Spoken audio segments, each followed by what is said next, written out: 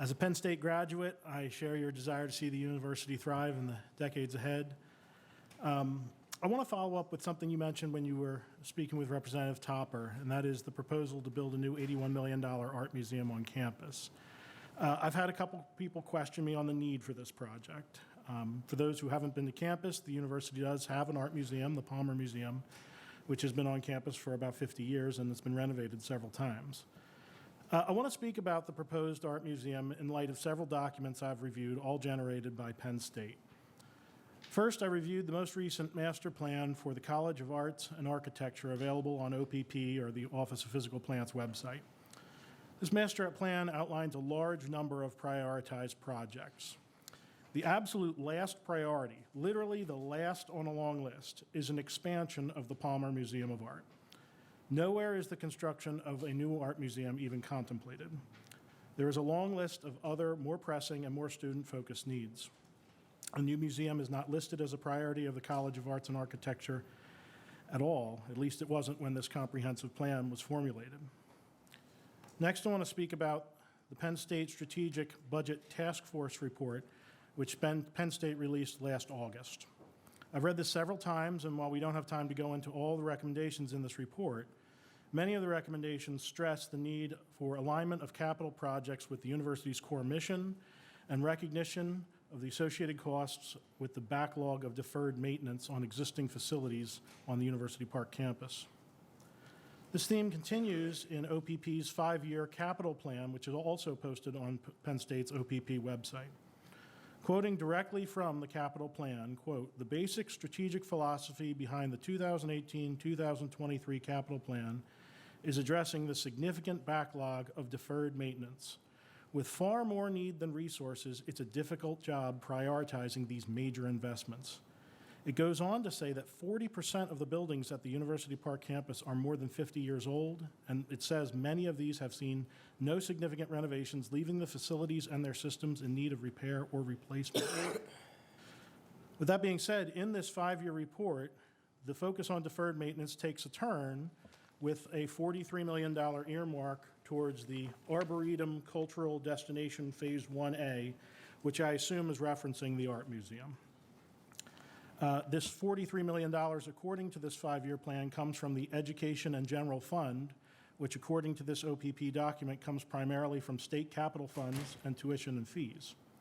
Again, press reports indicate costs for this proposed art museum might spiral to $81 million.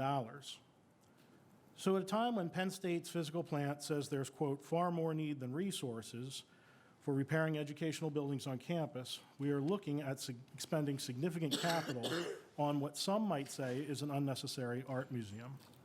So with all of this being said, I have a couple questions as it relates to this specific project.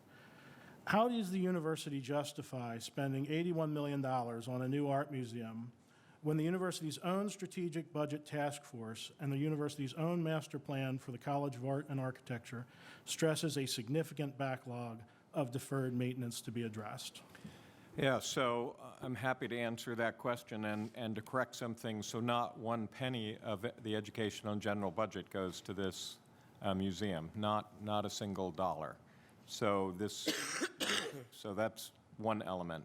A second element is that plan for arts and architecture was prior to receiving a total of what is near $50 million in gifts in art, for which we are not capable of displaying, and which has moved us into the category of certainly the best museum between Pittsburgh and Philadelphia, but in fact gives us a national reputation in American art. And there are a considerable number of educational programs that go with it.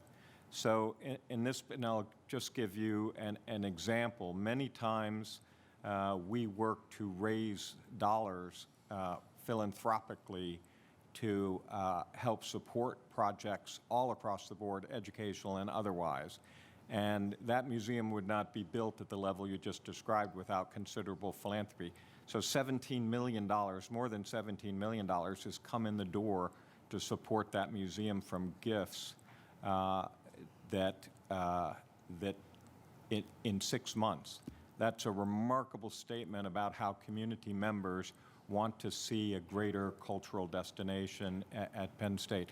So- External consultants have said they expect the number of visitors into Center County to grow to as much as 500,000 people a year because of the combination of the museum and the Arboretum. So there are many, many different facets of this, but I assure you that museum would not be there if we were spending $1 that came from any educational or general budget. So it comes from Big Ten media, and it comes from philanthropy, and even the Big Ten media makes sense because more and more people do not want to go have hotel rooms and expensive games without something for their family to do. So the Arboretum and the museums are a big draw for families to do something else. So we see it as a win-win in a lot of categories, and strong support for the arts. I don't believe you can have a great university in this country without the arts of being a part of it. So I think the key part here is there's no dollars coming in here except that are coming from outside the university. You've referenced the Big Ten media contract several times today. What dollar amount from the Big Ten media contract is slated to pay for the new art museum? So basically, support of band, support of mental health, support of the art museum, it's $4 million that comes from the Big Ten media contract. And I neglected to say So it would be a part of $4 million towards an $81 million art museum. Right. So, and I neglected to say one other thing, and that is the current art museum is in the core of campus, highly valuable space. So by moving the art museum to the Arboretum at the edge of campus, we now have the ability to repurpose the current art museum, use it for other purposes at a much cheaper level than building another academic building. So for example, the galleries are just about the size of a good classroom, and we've worked hard to save money in terms of not building classroom buildings. So there is also a net benefit in terms of core campus space by moving a collection of art and the academic programs associated with it off of campus. So several press reports indicate Penn State anticipates 400,000 visitors to the new art museum per year, and you mentioned just a moment ago 500,000 people. By comparison, the existing art museum on campus, the Palmer Museum, averages 100 visitors a day. I looked into, I didn't know, I looked it up. The world-renowned Philadelphia Museum of Art, with works by Renoir, Monet, Degas, other world masters, sees 800,000 visitors a year. So I think 400,000 is optimistic. Let me just say that. It seems from press reports that a consultant was hired who provided this $400,000 number. Who was this consultant? What were they paid? And can this committee get a copy of that consultant's report?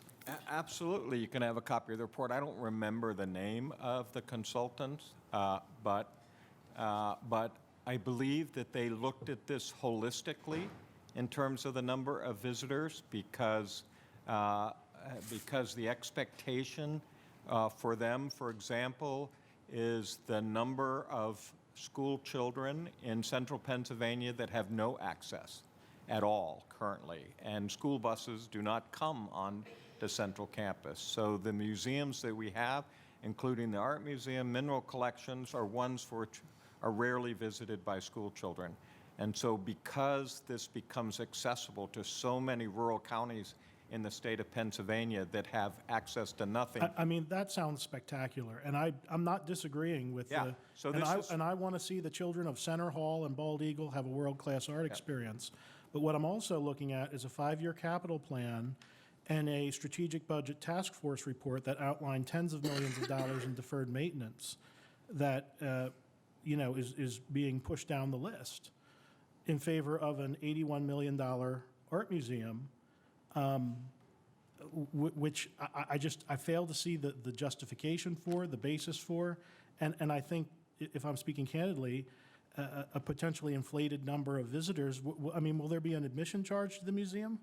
Well, so all of this is yet to be decided. So one of the things that you're seeing is that we exceeded our goals from alumni and friends, particularly local community members. We exceeded the fundraising goal because of the value of this to the local community. So there is the potential that these extra dollars can go to support programming and assistance that might allow us to have it be free for those school buses. So we have to take that as it comes. But How much has been Many- raised in fundraising to date? what? How much has been raised in So fundraising? we exceeded 17.1, and we're not done yet. We still have other promised gifts that are in there.